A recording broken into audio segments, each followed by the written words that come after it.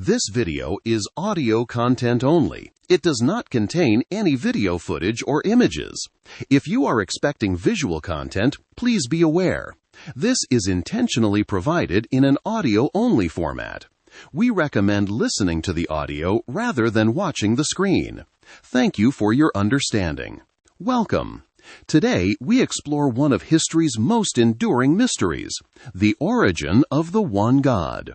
Was monotheism a slow climb from primitive spirits, or a recurring realization that sparked independently across the globe?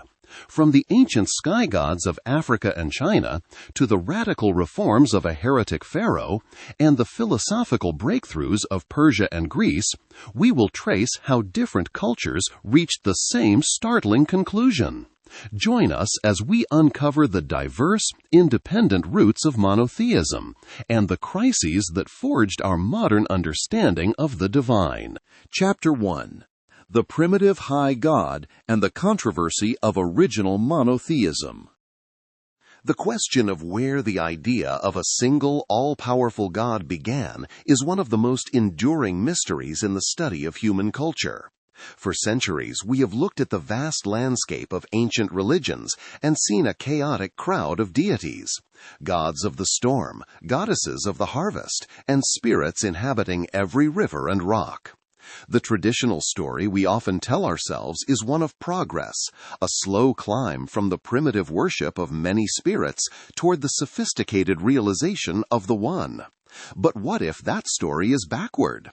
What if the earliest humans didn't start with a crowd of gods, but with a single towering figure in the sky? This is the central tension of a debate that has raged for over 100 years, pitting the idea of religious evolution against the theory of original monotheism. To understand this controversy, we first have to look at how we even defined the concept. The very word monotheism is surprisingly modern. It wasn't used by the ancient Greeks or the biblical prophets. It was coined in 1660 by a British philosopher named Henry More. At the time, he wasn't trying to describe a neutral historical phenomenon. He was using it as a marker of good religion versus bad religion. To More, monotheism was the peak of reason, and he used it to categorize other faiths, sometimes quite harshly. He even dismissed some forms of belief as hypocritical monotheism if they didn't fit his specific Enlightenment criteria. This set the stage for how we view the divine today, as an intellectual achievement of civilization. By the 19th century, this idea of achievement became an evolutionary ladder. Influential thinkers of the era, deeply affected by Darwinian thought, proposed that religion followed a neat upward trajectory. It began, they argued, with animism, the belief that everything, from a tree to a mountain, possessed a soul or life force. From there, as societies became more complex, these spirits were organized into a pantheon, leading to polytheism. Eventually, one of those gods would be elevated above the rest, a stage known as henotheism or monolatry, where people worshipped one god while still acknowledging that others existed. Finally, at the very top of the ladder was true monotheism, where all other gods were denied existence entirely. This model suggested that the further back you went into human history, the more gods you would find. However, in the early 20th century, a radical counter-theory emerged that turned this ladder upside down. An anthropologist named Wilhelm Schmidt spent decades compiling a massive 12-volume work that challenged the evolutionary consensus. Schmidt's work built upon the foundations laid by Andrew Lang, a scholar who proposed the theory of an religion or Adamic religion. Lang argued that the belief in a supreme being was not the end of a long evolutionary process, but the very starting point of human spiritual consciousness. Schmidt used what he called the culture historical method to look at the most technologically simple societies on Earth, groups like the San people of southern Africa, the Pygmies of the Congo, and the nomadic hunters of Tierra del Fuego. These were cultures that had the least amount of material growth, yet Schmidt found something startling. Instead of a messy collection of spirits, these archaic hunters often held a simple, powerful faith in a primitive high god. This high god wasn't just another spirit in the woods. He was described as a supreme being who lived in the sky, a creator who was invisible, changeless, and all-powerful. Most importantly, he was the author of human morality. He watched over the tribe and judged their actions. Schmidt called this monotheismus, or original monotheism. He argued that the original religion of humanity was a belief in one God, and that the many gods of later civilizations were actually a degeneration, a fall from a primordial truth into the complexities of polytheism and magic. While Schmidt focused on anthropology, others found evidence in the archaeological record.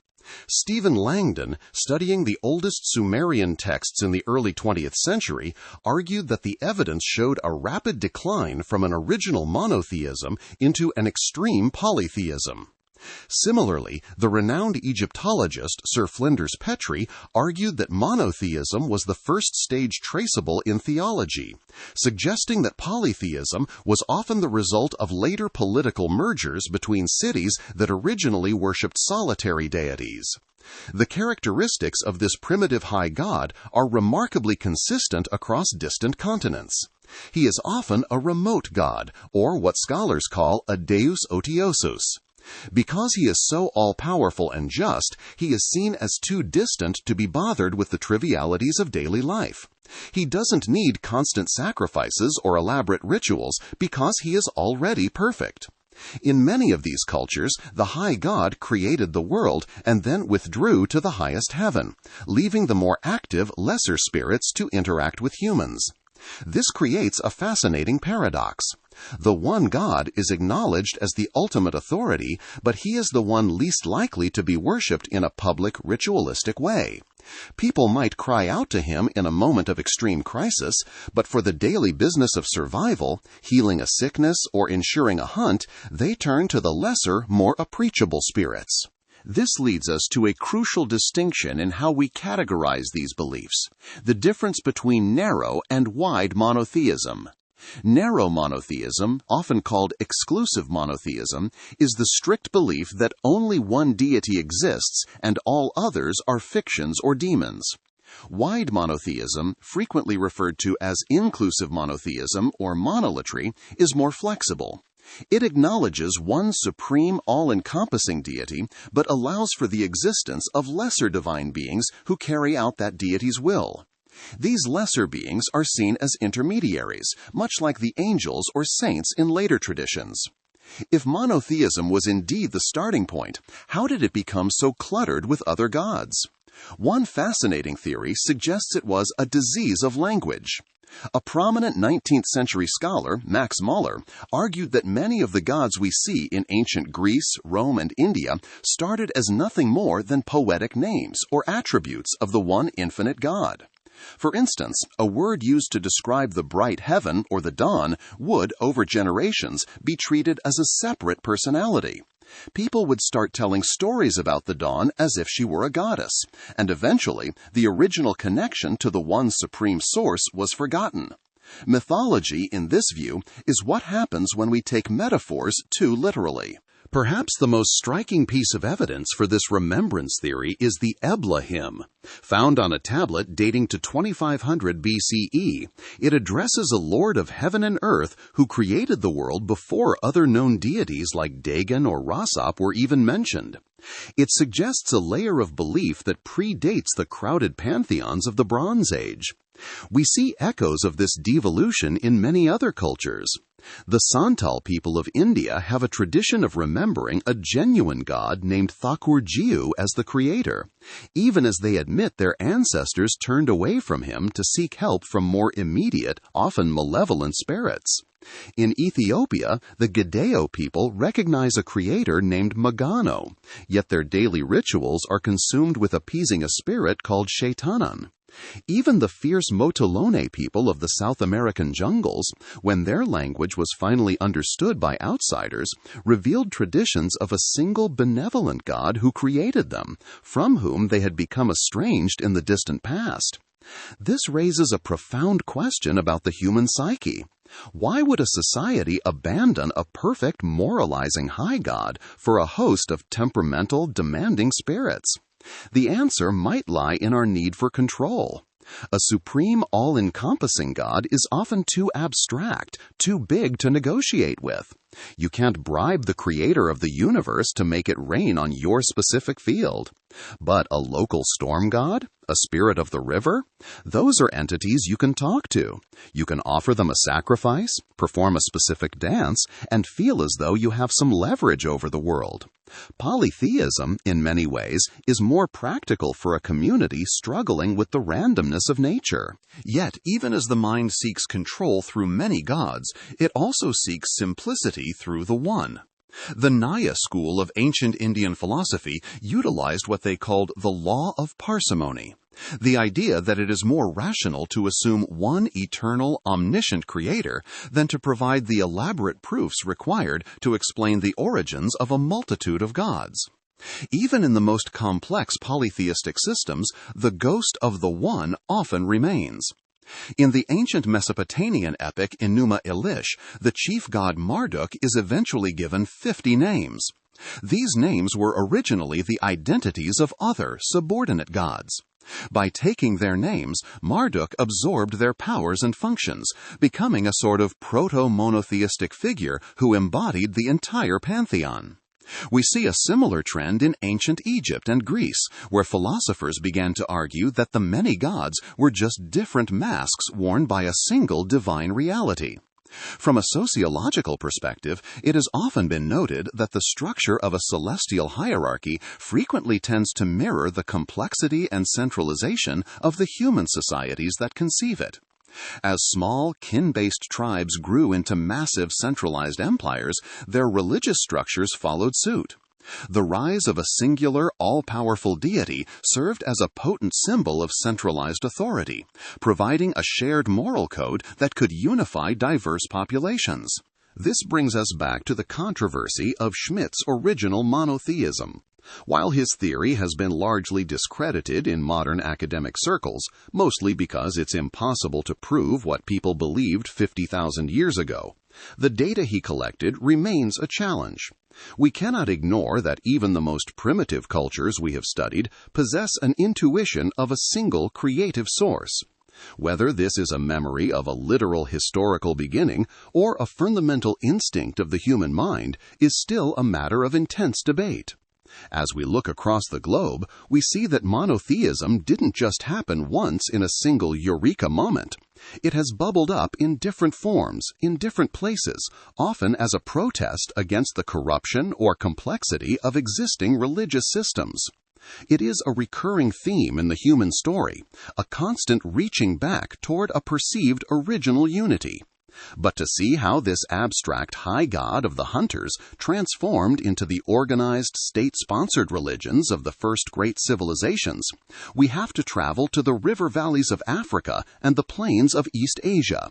How did these distant echoes of a single creator find form in the specific, independent rise of deities like Wak? Chapter 2: The Sky God and the Mandate of Heaven.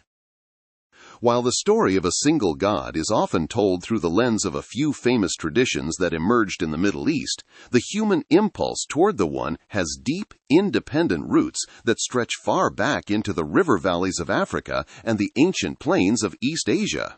These are not merely variations of a single theme borrowed from neighbors, but unique, homegrown realizations of divinity that arose long before the modern world was even a thought. To understand how monotheism independently originated, we have to look at how specific environments and social pressures pushed different cultures toward the same radical conclusion, that behind the chaos of the world there must be a single sovereign mind. We begin our journey in the central Nile Valley and the Horn of Africa, home to the Cushitic-speaking peoples.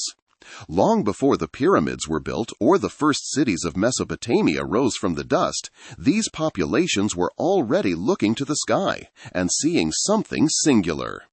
Around the 5th millennium BCE, in what is today Sudan and Ethiopia, a belief system centered on a deity named Wak began to take shape. Wok was not a god of a specific thing, like a god of the forge or a goddess of the hearth. Wok was the sky itself, yet he was also more than the sky. He was the singular, creative force that governed the universe. This phenomenon was not limited to the Cushitic peoples. To the south, Nilotic-speaking groups like the Maasai adopted nearly identical beliefs in a singular deity named Engai. Like Wok, Engai was the benevolent source of life and order, associated with the vastness of the heavens. The emergence of these deities illustrates how the environment shapes our view of the divine. What makes the story of Wok so compelling is how it has survived into the modern day, often hiding in plain sight. In the Somali language, the very word for prosperity is barwako. To have prosperity is, quite literally, to be in the grace of Wok. There is even a city in Somalia called Abudwak, which translates to the place where Wok is worshipped. Though many of these populations eventually adopted Islam or Christianity, the cultural DNA of this original monotheism never truly vanished. Among the Oromo people of Ethiopia, a vibrant tradition called Wakefana still exists. This isn't a museum piece or a historical curiosity. It is a living faith where Wok is seen as the supreme, indivisible creator. One of the most striking expressions of this ancient African monotheism is the annual Irecha festival. Every year, tens of thousands of Oromo people gather near bodies of water to offer thanks to Wok. It marks the end of the rainy season and the beginning of the harvest, a time when nature's abundance is seen as a direct gift from the One. They gather with green grass and flowers, singing traditional songs and performing rituals that have likely remained unchanged for thousands of years. It is a spiritual occasion that promotes unity and peace, reflecting a deep-seated belief that a single God provides the moral and physical order of the world. This impulse toward a single supreme reality is also found in the heart of Central Africa among the Congo people. Their traditional religion, Bukongo, is centered on a supreme god called Nzambi Ampungu Tulendo.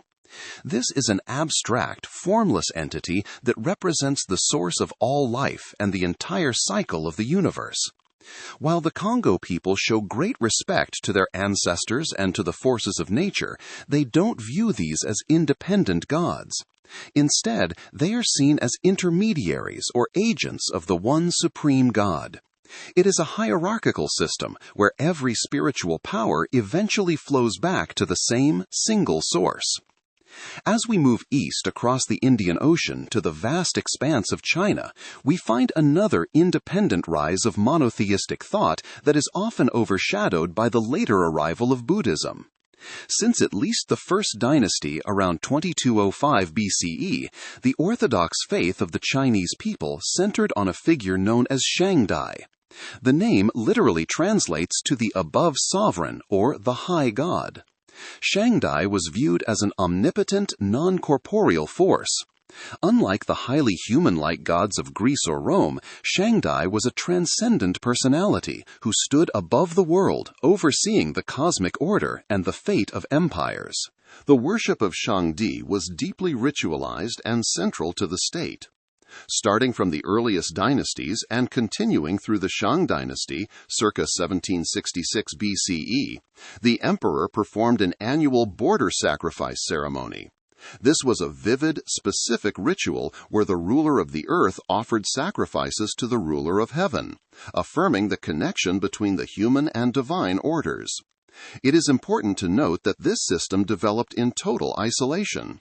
There was no known contact between the Shang and the early Hebrews, yet both were moving toward a singular divine authority at roughly the same time. In this tradition, lesser spirits and ancestors were viewed merely as subordinates to Shangdi. Their entire function was to carry out the will of the high god. This system provided a powerful sense of order. If the emperor on earth was the son of heaven, his authority was only legitimate if he followed the moral path laid out by Shangdi. This concept, known as the mandate of heaven, became the bedrock of Chinese political philosophy for millennia. The intellectual journey of the Chinese mind toward a more exclusive monotheism reached a fascinating peak with a movement called Moism around the 5th century BCE. Led by the philosopher Mozi, the Moists taught a radical doctrine of universal love, arguing that heaven, which they often used interchangeably with Shangdi, loves all people equally. Mozi wrote about the will of heaven as a singular moral force that actively rewards the good and punishes the wicked. He argued that since heaven loves everyone, humans should also love everyone without distinction. This was a sophisticated, ethical monotheism that emerged entirely independently of the Mediterranean world. Further north, among the nomadic peoples of the Turco-Mongolic steppes, we find the rise of Tengrism. At its heart was Kök Tengri, the eternal blue sky. While Tengrism often involved a complex world of spirits and shamans, at the imperial level it became a clear and potent form of monotheism. During the era of the Great Mongol Empire, the belief was simple. Just as there is only one God in the sky, there can only be one ruler on the earth. By elevating Tengri to the status of an absolute, universal deity, rulers like Genghis Khan could legitimize their authority over a diverse array of tribes and cultures. It was a monotheism of the open plains, born from the overwhelming singular presence of the sky that stretched from horizon to horizon. In the Punjab region of the Indian subcontinent, we see one of the most recent and perhaps most clearly articulated independent monotheism, Sikhism. Emerging in the 15th and 16th centuries, Sikhism was a revolutionary break from both the complex polytheism of the region and the rigid social hierarchies of the time. The foundational symbol of the faith is the Ik Onkar, which begins with the Gurmukhi digit for the number 1. This is a religion that literally begins with the affirmation of singularity. The foundational prayer of the faith, the Mul Mantra, serves as the opening verse of the Guru Granth Sahib and establishes the core of Sikh theology. It describes a God who is the supreme, unchangeable truth, the creator of everything, and a being without fear or hatred. They call this being Vaheguru, the wondrous enlightener, a primary name for God that signifies the awe-inspiring nature of the divine. The Sikh understanding of the divine, known as Akal Purakh, or the immortal being, is unique because it combines monotheism with a sense of monism. They believe in one universal creator God who is present in every part of creation. As their holy scripture explains, God is like the water, the land, and the sky. There is no place without him. What is so fascinating about the Sikh perspective is how it handles the names of God. Because they believe in one absolute reality, they are comfortable using names from other traditions, Rama, Brahman, Allah, or Khuda, as long as the believer understands that they all point to the same singular source. This was a sophisticated theological leap that sought to unify a fractured society under the banner of a single, all-pervading truth. When we look at all these traditions together, Wak in the Horn of Africa, Shangdi in China, Tengri on the steppes, and the immortal being of the Sikhs, a clear pattern begins to emerge. Monotheism is not a unique invention of a single, chosen people. It is a recurring milestone in human cultural evolution. We move away from the local and the many, and we look toward the universal and the one. But why did some of these independent monotheisms, like the worship of Wak or Shangdi, eventually allow for other spirits, while others were so radical that they demanded the total destruction of all other gods? To find the answer to that, we have to look at one of the most mysterious and controversial figures in history, a man who tried to force an entire civilization to abandon its thousands of years of tradition in favor of a single blinding light. What happened when the power of a pharaoh was put behind the first recorded experiment in exclusive monotheism? Chapter 3. The Sun King's Heresy. The transition from the ancient world's vibrant polytheism to the worship of a single deity did not always happen through the slow, quiet shifts of cultural evolution. Sometimes it arrived as a thunderclap, driven by the absolute will of a single man. To find the first historically verifiable instance of a state-sponsored, exclusive monotheism, we must look to the 14th century BCE, during the height of Egypt's New Kingdom. While earlier layers of history, such as the Ebla hymn or the traditional chronologies of the patriarch Abraham, offered distant echoes of a singular divine focus, it was the pharaoh Amenhotep IV who attempted the first radical, top-down revolution of the One. History remembers him as Akhenaten, a ruler who sought to dismantle a religious system that had flourished for millennia. This was not merely a theological whim. It was a response to what the pharaoh perceived as deep-seated abuses within the traditional cults. For generations, the priesthood of Amun-Ra in Thebes had accumulated staggering wealth and political influence, often acting as a shadow government that rivaled the throne itself. Akhenaten's reform was a protest against this clerical corruption, an attempt to reclaim the purity of the divine for the monarchy. The shift began in earnest during the 5th year of his reign, coinciding with his Sed festival, a royal jubilee traditionally intended to rejuvenate the pharaoh's physical and divine powers. Akhenaten used this ritual milestone to launch his Amarna experiment. He did not present the Aten, the sun disk, as a brand new invention. Instead, he framed his reforms as a renewal of the kingship of Ra, the ancient sun god. By associating the Aten with Ra, he was attempting to purify the supreme tradition of Egypt, stripping away the human and animal forms of the old gods to focus on the essential, life-giving power of the sun itself. To signal this new era, the pharaoh took the unprecedented step of writing the name of the Aten inside a cartouche, a symbolic oval reserved for royalty. This declared the Aten to be the governor of the world and the Lord of truth, not just a god among many, but a divine king who reigned supreme over the cosmos. This theological rebranding was followed by a radical physical break.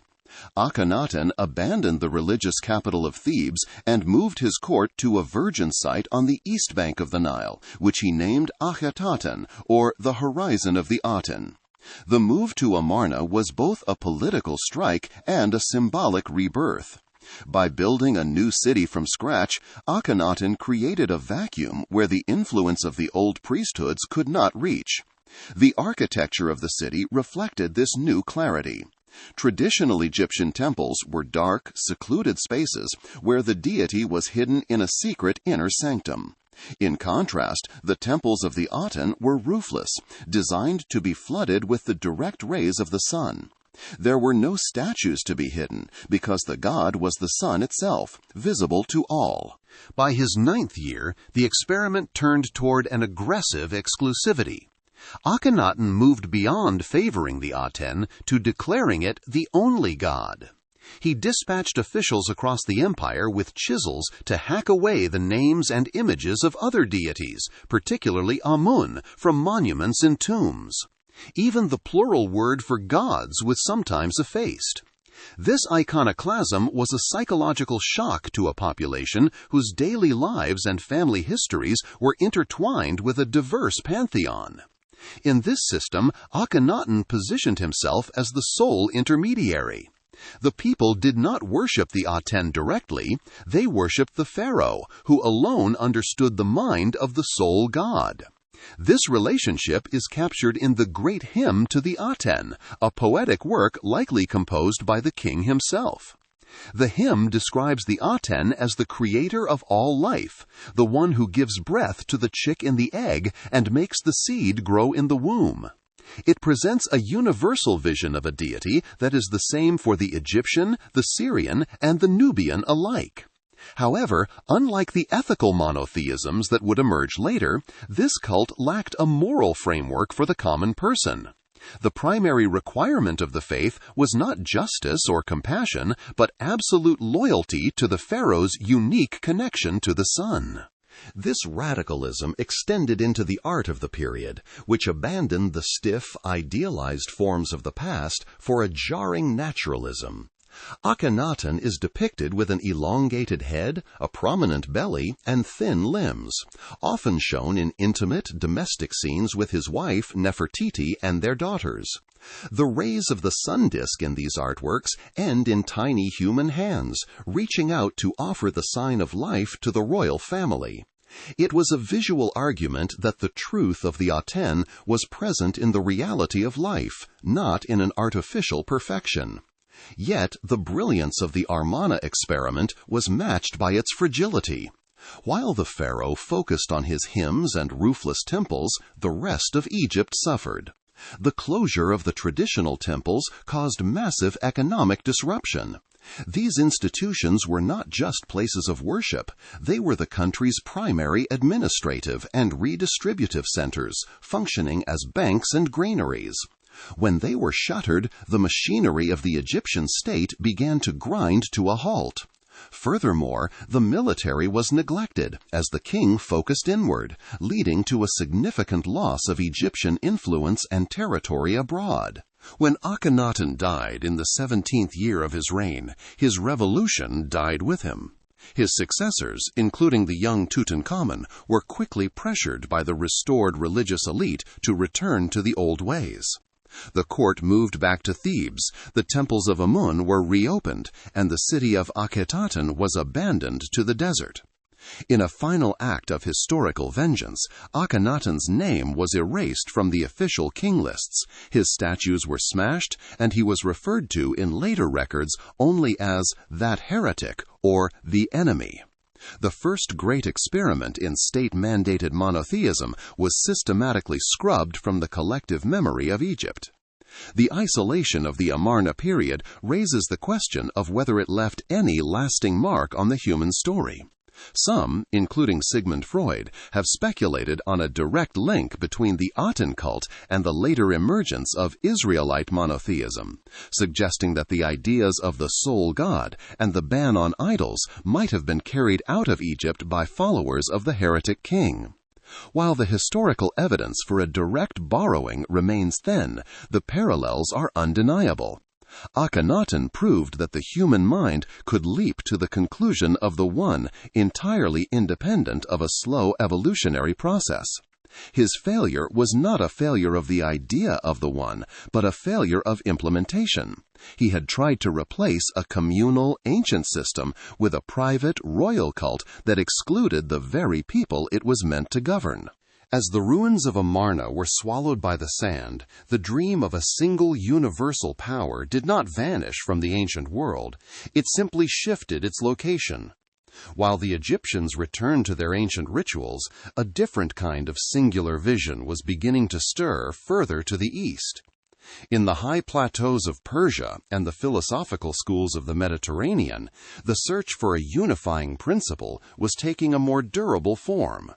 How did the Persian realization of a cosmic struggle between light and dark and the Greek search for a prime mover provide a more stable foundation for the idea of the One? To understand how the concept of a single God moved beyond the isolated experiments of a single pharaoh or the distant echoes of the African savanna, we must turn our gaze to the high plateaus of ancient Persia and the sun-drenched coasts of Ionia. In these two very different worlds, a profound intellectual and spiritual revolution was taking place. While they were separated by vast distances and rugged terrain, both cultures were independently arriving at a similar conclusion, that the universe was not a playground for 1,000 competing temperamental spirits, but was instead governed by a singular, rational principle. This was the birth of what we might call prophetic and philosophical monotheism, a development that would provide the intellectual backbone for much of the modern world. In ancient Persia, the transition began with a figure who remains shrouded in the mists of time, yet whose influence is hard to overstate. Scholars continue to debate the exact era of the prophet Zoroaster, or Zarathustra, with some placing him as late as the 6th century BCE, and others suggesting he lived as early as the middle of the 2nd millennium BCE, around 1500 BCE.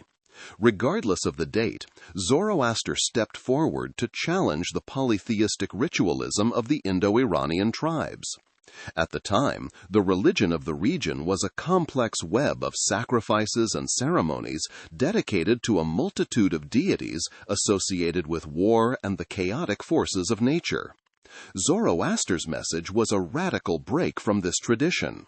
He claimed to have received revelations from a supreme, all-encompassing deity he called Ahura Mazda, the wise Lord. Ahura Mazda was not just the head of a pantheon. He was the maker of all and the first being before all others. In Zoroaster's vision, this god was inherently good, just, and moral. He was the source of light and truth, and he created only good things. This was a significant shift from the older gods, who often displayed human-like foibles, jealousy, lust, and anger. By defining God as the source of an unchanging moral law, Zoroaster introduced the concept of ethical monotheism. Morality was no longer a matter of appeasing a fickle deity. It was about aligning oneself with the singular, righteous will of the wise Lord. However, Zoroastrianism introduced a unique wrinkle into the story of monotheism, the problem of evil. If Ahura Mazda is perfectly good and all-powerful, where does suffering and deceit come from? To answer this, Zoroaster posited a cosmic dualism. He described two subsidiary spirits who originated from the same source but chose different paths. Spenta-Manu, the Holy Spirit, chose the path of truth and life, while Angra-Mainyu, also known as Ahriman, chose the path of the lie and destruction. These two forces were locked in a cosmic struggle for supremacy. This has led some to question whether Zoroastrianism is truly monotheistic. But from the perspective of the faithful, Ahura Mazda remained the supreme monarch. Ahriman was not an equal god. He was a temporary parasitic force that would eventually be defeated. Ahura Mazda implemented his will through 6 angels, known as the Amisha Spentas, which represented moral principles like good mind and righteousness. Furthermore, the tradition maintained the popularity of the Yazatas, good agents and divine beings like Mithra and Anahita, who acted as intermediaries. This tension between the absolute unity of the wise Lord and the presence of these popular agents created a dualistic monotheism that would eventually provide a conceptual framework for neighboring traditions to interpret the nature of evil and divine judgment. While Zoroaster was transforming the spiritual landscape of the East through prophecy, a different kind of monotheistic impulse was stirring in the West, on the Ionian coast. Here, the first Greek philosophers were beginning to ask what one thing explained everything. They weren't looking for a god to worship in a temple. They were looking for a unitary principle that pervaded nature. Thales proposed water, while his followers suggested the infinite, or air. They were searching for the All-One, an uncreated and unchangeable reality behind the diversity of the physical world. The most direct attack on traditional polytheism came from Xenophanes of Colophon. He was a wanderer and a poet who observed that humans have a tendency to create gods in their own image. He famously wrote, "If cattle and horses and lions had hands, or could paint with their hands and produce works of art as men do, horses would draw the forms of gods like horses, and cattle like cattle, and they would make their bodies such as they each had themselves." He criticized the way the Greeks attributed theft, adultery, and deceit to the gods, arguing that such behavior was unworthy of the divine. In place of these anthropomorphic deities, Xenophanes posited a single, supreme God who was not at all like mortals in body or in thought. He described this deity as an eternal, unmoving entity that shakes all things by the thought of his mind. This intellectual thread was refined by Anaxagoras, who provided a crucial bridge between the early Ionians and the later giants of philosophy. Anaxagoras introduced the concept of nous, or mind. He described Nous as an infinite, self-ruled entity that was not mixed with anything else, yet was responsible for the order and motion of the entire cosmos. For Anaxagoras, mind was the primary cause of the universe, a singular intelligence that set the chaotic elements into a rational, rotating order. Not all Greek thinkers followed this path toward an abstract, singular creator. Epicurus offered a unique counterpoint, suggesting a variety of ways to rationalize the divine. He believed that gods did exist, but they were material beings made of fine atoms. In his view, these gods lived in the intermundia, the empty spaces between worlds, and were entirely uninvolved in human affairs. They did not create the world, nor did they judge it. This perspective highlighted the diversity of the Greek mind. Even when they accepted the existence of the divine, they were increasingly stripping it of the temperamental, interventionist qualities of the old myths. The search for a singular source of order reached its peak with Plato and Aristotle. Plato, in his quest for ultimate truth, looked to the realm of forms. He argued that at the top of the hierarchy of reality was the form of the good. In his dialogue, the Timaeus, he introduced the demiurge, a divine craftsman who organized the chaotic matter of the universe according to these eternal forms. While the demiurge wasn't the only god in Plato's system, he was the singular source of order and purpose. Aristotle took this a step further with his concept of the prime mover. He argued that for the universe to be in motion, there must be an ultimate, unchanging reality that sets everything else in motion. This prime mover was pure mind, building on the nous of Anaxagoras, which spent eternity thinking about the most perfect thing possible, itself. Aristotle's God was the object of ultimate desire, pulling the entire cosmos toward order and rationality. This was a god of logic and physics, a singular cause necessary for the universe to exist at all. As the centuries passed, these two streams, the prophetic monotheism of Persia and the philosophical monotheism of Greece, began to flow together. During the Hellenistic era, the Mediterranean world became a vibrant melting pot. The Stoics spoke of a pervasive logos, a reasoned, natural order that governed the universe. They maintained that there was only one God, and the different names people used were simply reflections of his different roles. A crucial figure in this synthesis was Philo of Alexandria. A Greek-speaking Jewish philosopher, Philo became the essential missing link between these worlds. He used the tools of Greek philosophy, particularly the concept of the logos, to explain the Hebrew scriptures to a wider audience. Philo argued that the logos was the blueprint of the world and the instrument through which the one God created the universe.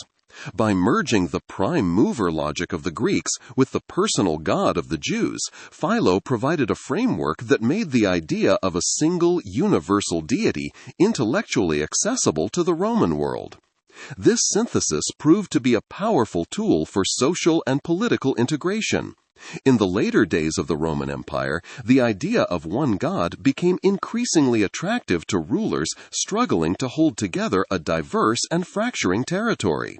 Emperor Constantine, in particular, recognized that a single universal deity provided a shared framework that could transcend ethnic and geographic boundaries.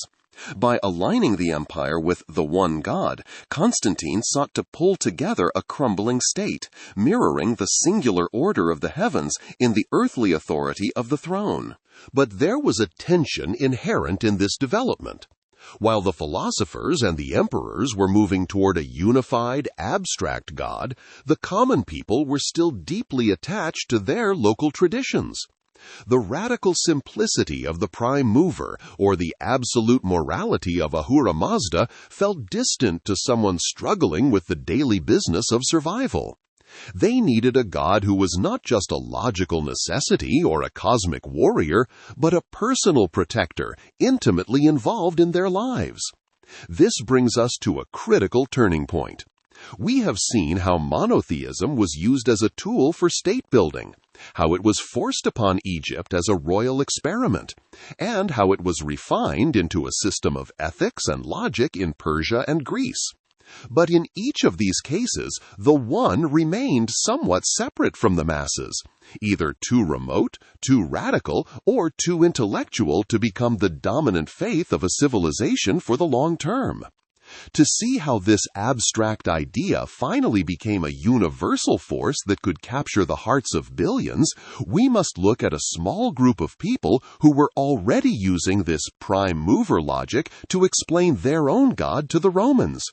How did a tribal people transform their local, jealous war god into the universal creator of the entire world? Chapter 5. The Crucible of Crisis. To understand the final and perhaps most resilient way that monotheism independently originated, we must look at a transformation that was not a sudden royal decree or a detached philosophical discovery, but a slow, painful evolution born out of national trauma. This is the story of how a small collection of tribes in the ancient Near East moved from worshiping a local protector to realizing a single universal creator. This transition was forged in a crucible of crisis, where the survival of a people depended on their ability to reinvent their understanding of the divine.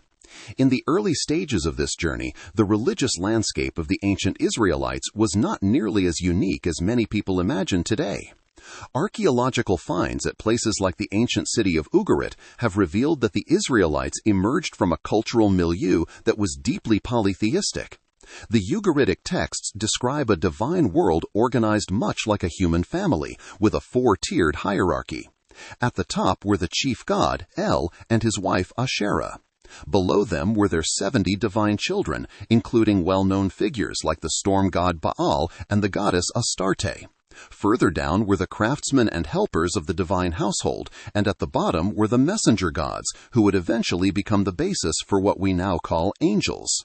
In this early period, the God known as Yahweh was not seen as the only God in existence. In fact, some of the oldest layers of the biblical text suggest that he was originally viewed as one of those 70 children of El. A fascinating piece of evidence for this is found in the ancient versions of the book of Deuteronomy, specifically chapter 32, verse 8. This text acts as a smoking gun for the evolution of Israelite belief. In the oldest manuscripts, such as those found among the Dead Sea Scrolls, the text describes the Most High dividing the nations according to the number of the divine sons. In this worldview, every nation had its own patron deity who watched over its land as an inheritance, and Israel was simply the portion assigned to Yahweh. However, as the religion moved toward a more exclusive focus, later scribes altered the Masoretic text, the standard Hebrew Bible, to read the number of the children of Israel.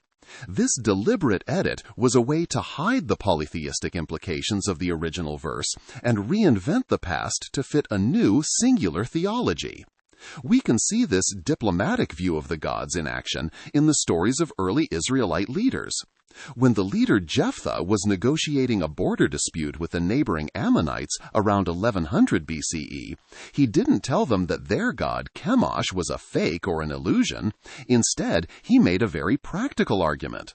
He told them to possess whatever their god Chemosh gave them, while the Israelites would possess whatever Yahweh gave to them. The goal wasn't to prove that only one God existed, but to prove that your specific God was the strongest and most faithful protector of your tribe. However, some scholars suggest that even these early expressions of divine competition contained the seeds of something more radical. Philip D. Stern argues that early poems like Exodus chapter 15, which asks, "Who is like you among the gods?" were not necessarily acknowledging the reality of other deities. Instead, they may have been a form of mockery. In the ancient Near East, particularly among the Assyrians and Babylonians, real gods were believed to possess Melamu, a terrifying supernatural radiance. By asking who was like Yahweh, the poets may have been asserting that the so-called gods of other nations lacked this essential divine glow, rendering them effectively powerless in the face of the true God's brilliance. Despite these poetic assertions, the average person in this region likely saw no contradiction in being loyal to Yahweh while also showing respect to other powers. This folk religion is vividly preserved in the archaeological record. At sites like Kuntalat Ajrud in the Sinai Desert and Khirbet el-Kam near Hebron, archaeologists have discovered 8th century BCE inscriptions that refer to Yahweh and his Asherah. These findings suggest that for many Israelites, the national god still had a divine consort, just like the gods of the surrounding cultures. The temples of the time were often crowded with symbols and figurines that reflected a spectrum of beliefs, showing that the stiff-necked nature of the people mentioned in ancient texts was simply their refusal to let go of a traditional, pluralistic worldview. The systematic suppression of this folk religion began in earnest in 621 BCE during the reign of King Josiah. This was a pivotal historical moment, often referred to as the Deuteronomic Reform. According to the historical accounts, while repairs were being made to the temple in Jerusalem, the high priest found the Book of the Law. This discovery provided the religious and political justification for Josiah to launch a violent purge of traditional worship. He destroyed the high places, tore down the symbols of Asherah, and centralized all worship in Jerusalem.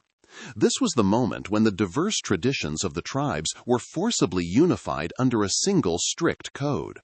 It was during this period of consolidation that the declaration known as the Shema crystallized.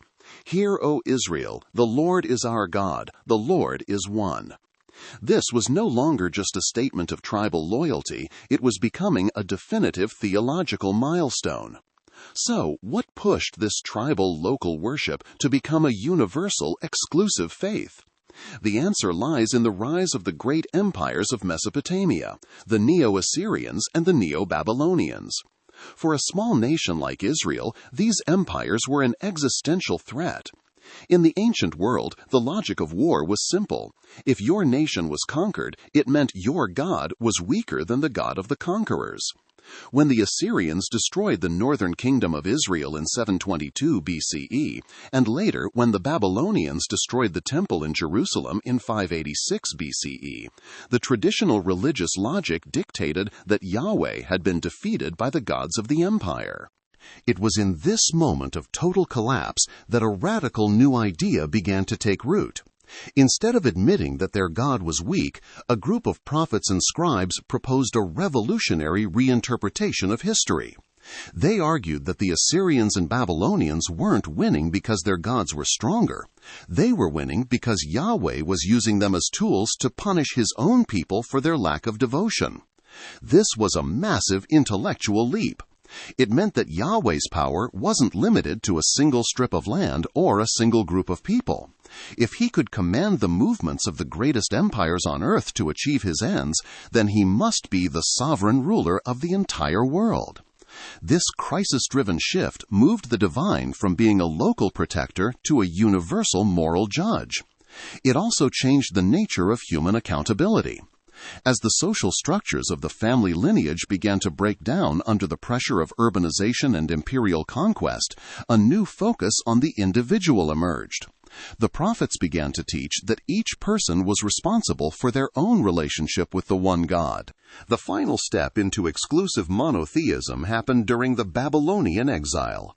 Living in a foreign land, stripped of their temple and their king, the people were forced to decide if their God could exist without a physical home. It was during this period that the language of the texts shifted toward a categorical denial of other deities. The writings of the prophet known as Second Isaiah introduced a new level of biting satire. He describes a craftsman cutting down a tree, using half the wood to bake his bread and the other half to carve an idol that he then bows down to.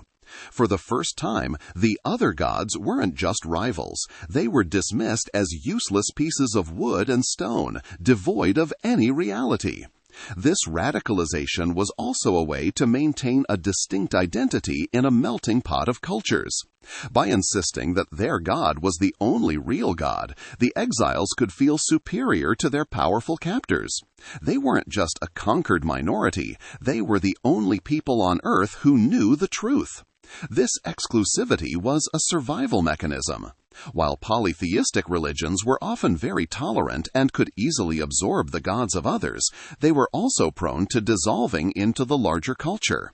Monotheism, with its rigid boundaries and its all-or-nothing claim, provided a cultural armor that allowed this small group to survive centuries of displacement. As the people eventually returned from exile, they brought with them a religion that was fundamentally different from the one their ancestors had practiced.